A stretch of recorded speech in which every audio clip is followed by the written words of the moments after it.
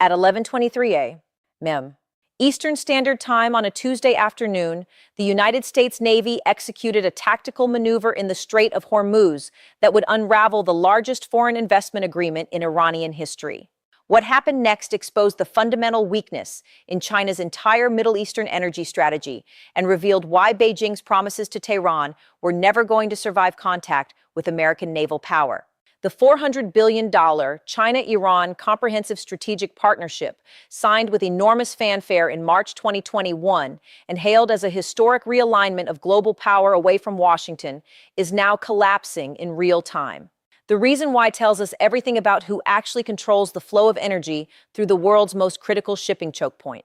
The Strait of Hormuz is 21 miles wide at its narrowest point. Through this narrow waterway flows approximately 21 million barrels of crude oil every single day, representing roughly 21% of global petroleum consumption. The economic value of energy transiting the strait exceeds $2 billion daily at current oil prices. For China specifically, this matters more than for any other nation on Earth. Chinese refineries process approximately 2 million barrels per day of crude oil that originates from Persian Gulf producers and transits through Hormuz. That represents 41% of China's total crude oil imports and 19% of total Chinese energy consumption across all sources. The China-Iran deal promised to transform this dependency into strategic partnership. Under the terms announced in 2021, China would invest $400 billion in Iranian infrastructure, energy development, manufacturing capacity, and telecommunications networks over a 25-year period. In exchange, Iran would provide China with heavily discounted crude oil priced at approximately $32 per barrel below market rates, guaranteed supplies regardless of international sanctions, and strategic military cooperation, including joint naval exercises, weapons development, and intelligence sharing. Beijing presented this as the foundation of a new Middle Eastern order, no longer centered on American military dominance, but rather on Chinese economic power and mutual benefit between Asian nations. The agreement contained specific provisions that appeared designed to insulate the partnership from American pressure. Oil transactions would be conducted in Chinese yuan rather than US dollars, theoretically avoiding the dollar-denominated financial system through which Washington enforces sanctions. Chinese state-owned enterprises would operate Iranian oil fields, refineries, and petrochemical facilities under long-term concessions, creating facts on the ground that would be difficult to reverse. Most significantly, the deal included security commitments described in vague language that suggested potential Chinese military involvement in protecting Iranian interests against external threats. For Iran, the partnership represented economic salvation and geopolitical validation. The Iranian economy had contracted by 12.5% between 2018 and 2021 under the weight of comprehensive American sanctions that followed the Trump administration's withdrawal from the Joint Comprehensive Plan of Action nuclear agreement. Iranian oil exports had fallen from 2.5 million barrels per day in April 2018 to approximately 400,000 barrels per day by late 2020. An 84% decline that devastated government revenues and triggered currency collapse.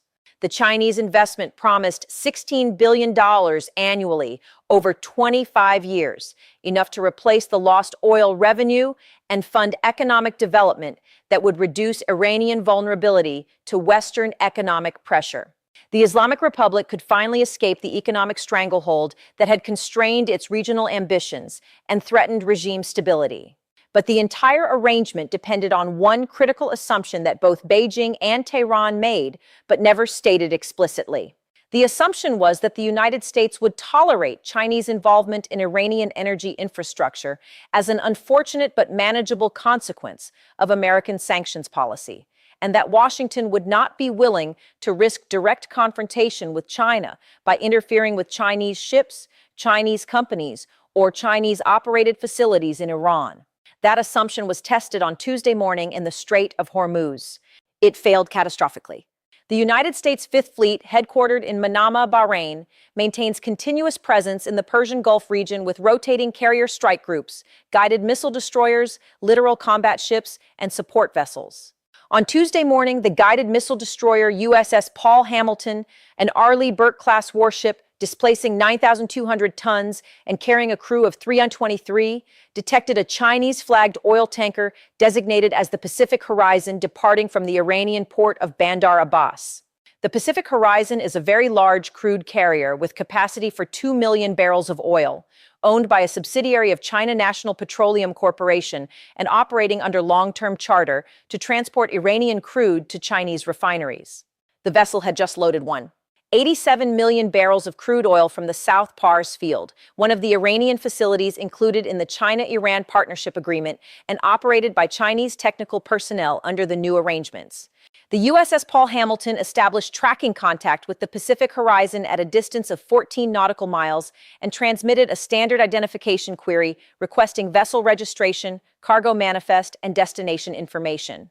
The Pacific Horizon responded with documentation showing Chinese ownership, Iranian origin cargo, and destination of Ningbojushan Port in Zhejiang Province, China.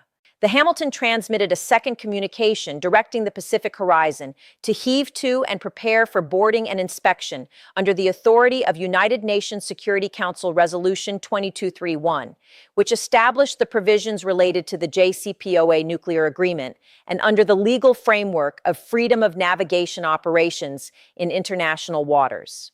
The Pacific Horizon's master refused the boarding request and continued on course at 14 knots. The Hamilton repeated the directive with explicit warning that failure to comply would result in enforcement action. The tanker maintained course and speed. At 11:23 a.m. Eastern Time, the Hamilton fired a warning shot from its Mark 45 5-inch naval gun, placing a round 200 yards ahead of the tanker's bow. The Pacific Horizon immediately reduced speed and came to stop. A boarding team from the Hamilton conducted inspection, confirmed the cargo consisted of Iranian crude oil in violation of standing sanctions provisions, and placed a prize crew aboard to escort the vessel to a holding location pending legal adjudication. The seizure of the Pacific Horizon represents the first time the United States Navy has interdicted a Chinese-flagged commercial vessel carrying Iranian oil. It is also the first operational implementation of what Pentagon officials are calling the Comprehensive Enforcement Protocol, a new policy framework that treats any commercial transaction involving sanctioned Iranian energy exports as subject to interdiction, regardless of the nationality of vessels or companies involved. The message to Beijing could not be clearer. Chinese ownership does not create sanctuary from American enforcement. Chinese investment in Iranian infrastructure does not establish Chinese sovereignty over Iranian oil. And the $400 billion partnership agreement cannot function if Chinese ships cannot safely transport Iranian crude through waters where the United States Navy operates. Subscribe to Dr. Elena Harris right now and make sure notifications are turned on, because what China's response reveals about the actual power dynamics in the Persian Gulf will fundamentally change how you understand the balance of forces in the Middle East, and the developments happening over the next 72 hours will determine whether this partnership survives at all. China's Ministry of Foreign Affairs issued a statement within 2 hours of the seizure, condemning what it described as an illegal act of piracy against a Chinese-flagged commercial vessel engaged in legitimate international trade. The statement demanded immediate release of the Pacific Horizon and its cargo, warned that China reserves the right to take all necessary measures to protect its lawful commercial interests, and accused the United States of violating international maritime law and threatening freedom of navigation. The language was forceful. The substance was revealing. Notably absent from the Chinese statement was any concrete commitment to action, any threat of specific retaliation, or any indication that Chinese naval forces would be deployed to prevent future interdictions. The reason for China's careful language becomes clear when examining the balance of naval power in the Persian Gulf region. The United States Fifth Fleet operates approximately 40 ships on rotating deployment, including 1 carrier strike group centered on the USS Dwight D. Eisenhower, 4 Arleigh Burke-class guided missile destroyers, 3 Ticonderoga-class guided missile cruisers, multiple littoral combat ships, mine countermeasure vessels, amphibious warfare ships carrying Marine expeditionary units, and logistical support vessels. This force is supported by land-based air power, including F-35 strike fighters, FA-18 Super Hornets, EA-18G Growler electronic warfare aircraft, E-2D Advanced Hawkeye airborne early warning aircraft, and MQ-4C Triton surveillance drones operating from bases in Bahrain, Qatar, the United Arab Emirates, and Diego Garcia. China's naval presence in the region consists of a rotating deployment of 2 to 3 surface combatants, typically including one Type 052D guided missile destroyer and 1 or 2 Type 054A frigates, operating as part of China's anti-piracy mission in the Gulf of Aden and making occasional port calls in Iran, Oman, and Pakistan. These vessels are over 2,000 nautical miles from the nearest Chinese naval base at Djibouti and approximately 4,800 nautical miles from mainland Chinese ports. They operate without carrier air support, without land-based air cover, without forward logistics infrastructure, and without any capacity to sustain combat operations against a peer adversary. The Chinese vessels present in the Gulf could be neutralized by a single American destroyer in direct engagement lasting less than 30 minutes. This asymmetry creates what defense analysts describe as the Hormuz dilemma for Chinese strategy. China's energy security depends on reliable flow of Persian Gulf crude through the Strait of Hormuz. China's naval power cannot guarantee that flow against American opposition. Therefore, Chinese energy security in the Gulf ultimately depends on American decisions about whether to allow that flow to continue. Beijing can invest $400 billion in Iranian infrastructure. It can sign strategic partnership agreements. It can deploy naval vessels on goodwill visits. None of this changes the fundamental reality that Chinese ships carrying Iranian oil must pass through waters controlled by the United States Navy, and if Washington decides those ships will not pass, they will not pass. The economic consequences of this reality are now materializing with remarkable speed. Within 24 hours of the Pacific Horizon seizure, Chinese state-owned oil companies suspended loading operations at 3 Iranian terminals. China National Petroleum Corporation, China Petrochemical Corporation, and China National Offshore Oil Corporation all issued internal directives halting new fixture arrangements for Iranian crude pending clarification of the legal and operational environment. Chinese ship owners with vessels under charter for Iranian crude service notified their charterers of force majeure claims, citing unsafe operating conditions in the Persian Gulf. Insurance underwriters increased premiums for Chinese-flagged tankers operating in Iranian trade by 340% from 0, 35% of hull value to 1, 54%, a cost increase of approximately $7 million per voyage for a very large crude carrier. The immediate impact on Iranian oil exports is severe. Iran's current crude production stands at approximately 1 million barrels per day, of which roughly 8 million barrels per day are exported, with China absorbing approximately 4 million barrels daily, representing 78% of total Iranian exports.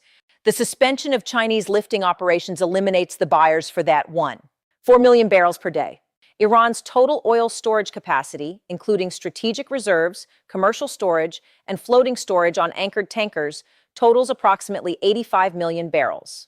At current production rates minus domestic consumption of 9 million barrels per day, Iran is generating surplus crude of 2 million barrels per day that must go into storage.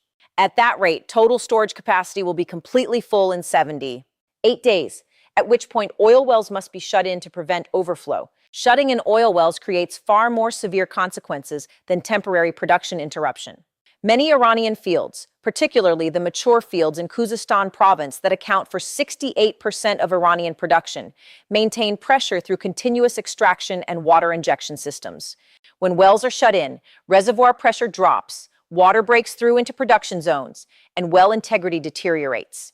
Restarting production after extended shutdown requires extensive and expensive workover operations, including redrilling, recompletion, and pressure restoration that can take months to years and costs between $4 million and $12 million per well, depending on depth and complexity.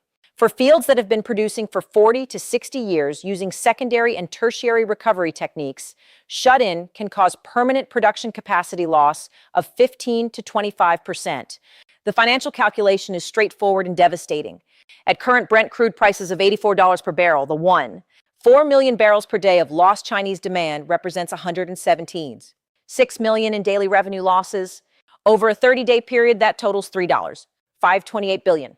Over the 78 days until storage capacity fills completely, the cumulative revenue loss reaches $326 billion. But the actual damage extends far beyond lost revenue. The Iranian government budget approved for the current fiscal year assumes oil export revenue of $42 billion annually. The loss of Chinese demand reduces that revenue by 67% to approximately $13.9 billion, creating an immediate budget shortfall of 28. $1 billion that must be addressed through spending cuts, subsidy eliminations, or monetary expansion that will accelerate already severe inflation currently running at 47% annually.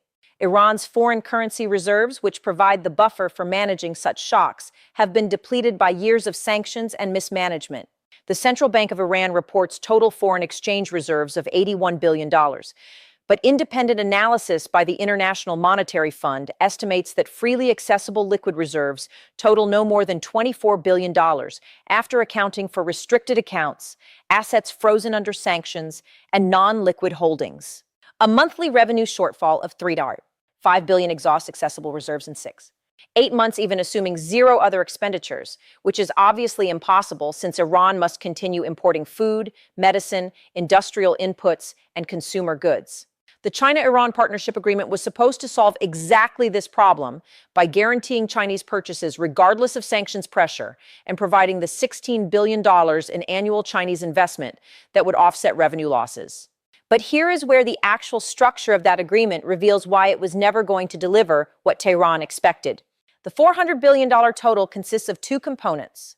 The first component is $280 billion in oil purchase commitments over 25 years at market prices minus an approximately $32 per barrel discount, representing roughly $11, $2 billion annually.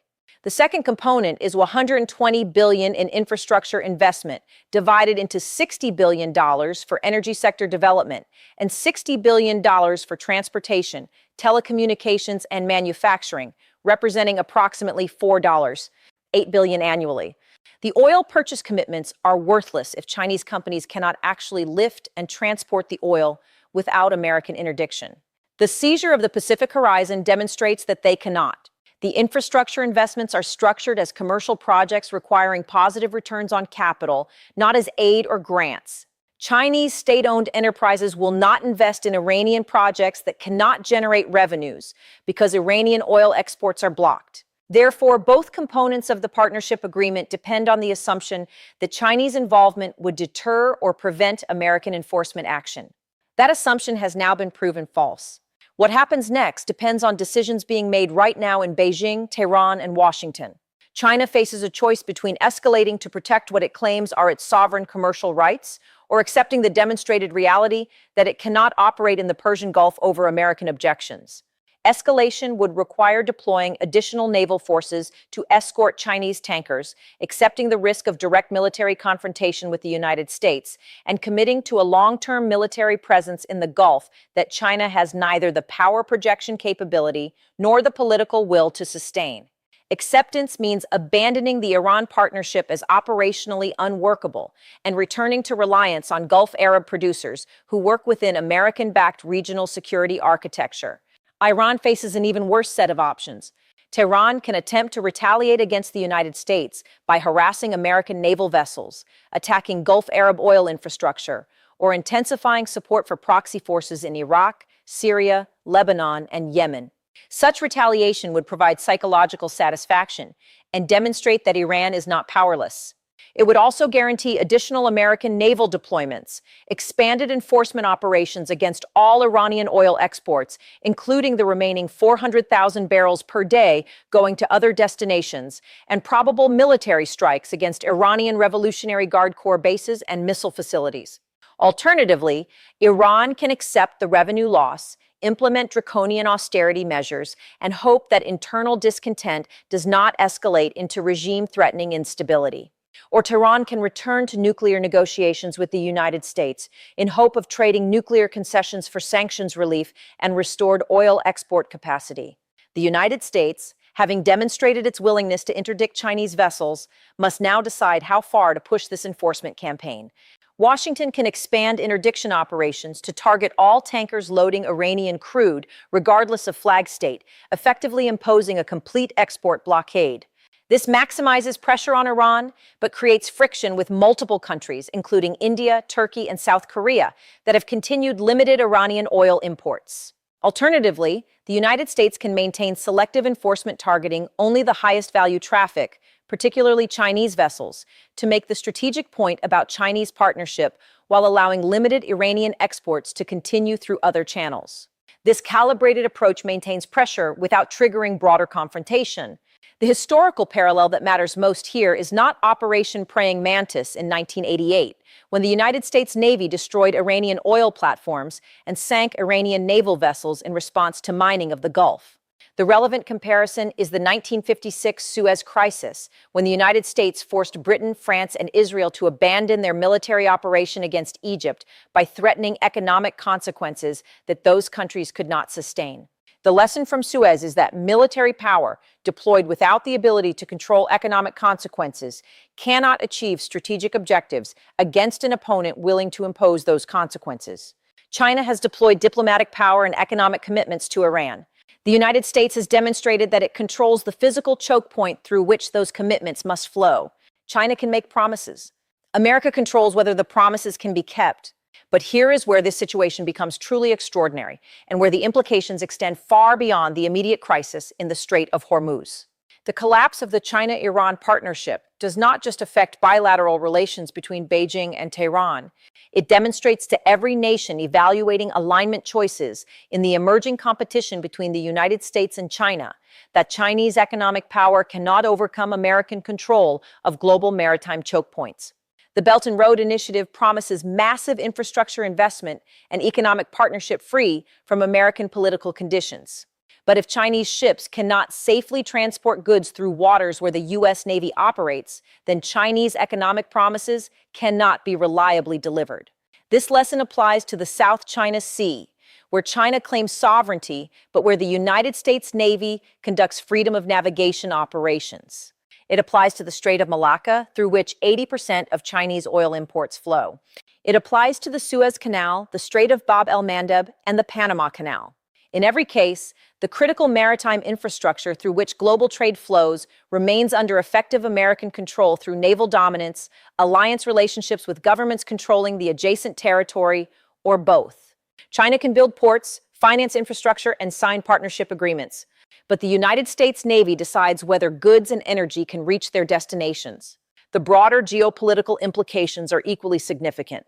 The partnership agreement between China and Iran was presented as the foundation for an alternative international system no longer centered on American power and American-led institutions. Iran would receive the investment and guaranteed markets it needed to develop outside Western economic structures. China would secure the energy resources it required, independent of Middle Eastern producers aligned with Washington. Together, they would demonstrate that countries could achieve prosperity and security through South-South cooperation without accepting American political leadership or liberal international norms. The collapse of this vision matters beyond the immediate economic consequences for Iran or the strategic setback for China. It demonstrates that the physical infrastructure of global economic exchange, particularly energy flows, remains controlled by the United States and its allies, regardless of alternative arrangements that other powers attempt to construct. This control does not depend on international law, institutional authority, or universal acceptance of American leadership. It depends on the simple fact that the United States possesses the military power to enforce its preferences in the maritime domains through which energy and goods must flow, and other powers do not possess the military capacity to prevent that enforcement. For countries attempting to navigate between American and Chinese spheres of influence, this creates a harsh calculation. Chinese economic incentives can be attractive. Chinese political conditions may be less demanding than American requirements for democratic governance, human rights protection, and rules-based international order.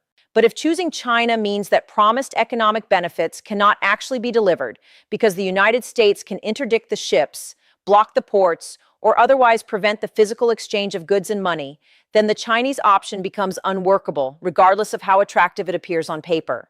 This reality is now becoming visible across multiple regions simultaneously. In the South China Sea, the Philippines accepted Chinese investment in infrastructure projects, but has found that China cannot prevent American naval vessels from operating in waters that China claims as sovereign territory. In Africa, countries that borrowed heavily from Chinese lenders for Belt and Road projects are discovering that Chinese financing does not come with Chinese military protection for those investments against political instability or popular opposition. In Southeast Asia, nations that attempted to balance between American security partnerships and Chinese economic integration are finding that the two cannot be fully separated because economic flows depend on security environments that China cannot shape over American opposition. The Iranian experience makes this calculation explicit. Tehran chose to align with Beijing based on the promise of $400 billion in investment and guaranteed oil markets.